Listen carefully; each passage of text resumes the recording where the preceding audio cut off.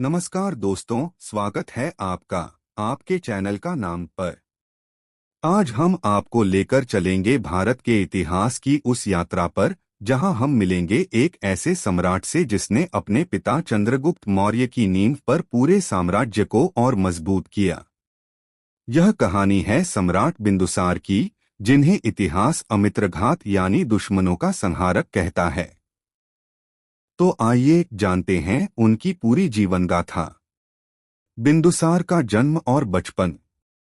बिंदुसार का जन्म लगभग 320 ईसा पूर्व हुआ। इनके पिता थे चंद्रगुप्त मौर्य और माता थीं दुर्धरा। जन्म के समय ही मौर्य वंश की नींव पड़ चुकी थी और नंद वंश का अंत हो चुका था। बचपन से ही उनका पालन शाही माहौल में हुआ। चाणक्य जैसे महान गुरु ने इन्हें राजनीति, युद्धकला और प्रशासन की शिक्षा दी। छोटे से ही उनमें नेतृत्व की झलक दिखाई देने लगी थी। सिंहासनारोहण। चंद्रगुप्त मौर्य ने जैन धर्म अपनाया और संन्यास ले लिया।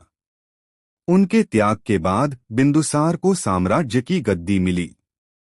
यह एक आसान काम नहीं था, क्योंकि इतने बड़े साम्राज्य को संभालना अपने आप में बहुत बड़ी चुनौती थी।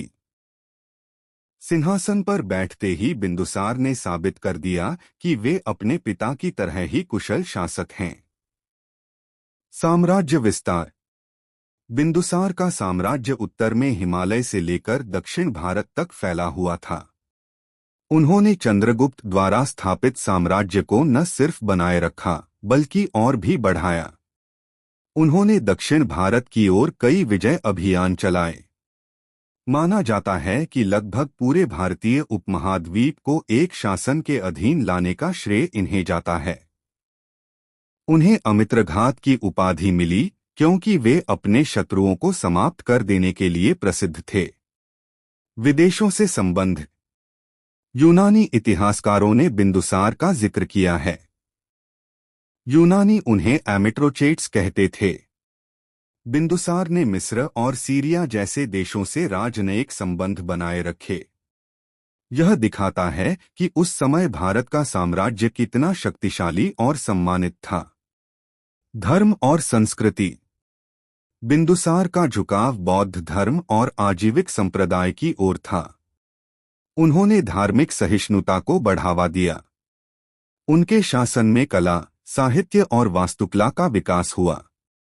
मंदिरों और शिक्षा केंद्रों को संरक्षण मिला। प्रशासन और नीति। बिंदुसार ने कर और भूमि व्यवस्था को और मजबूत किया। सेना को संगठित रखा ताकि कोई बाहरी आक्रमण न कर सके। जनता के हित में कई सुधार किए।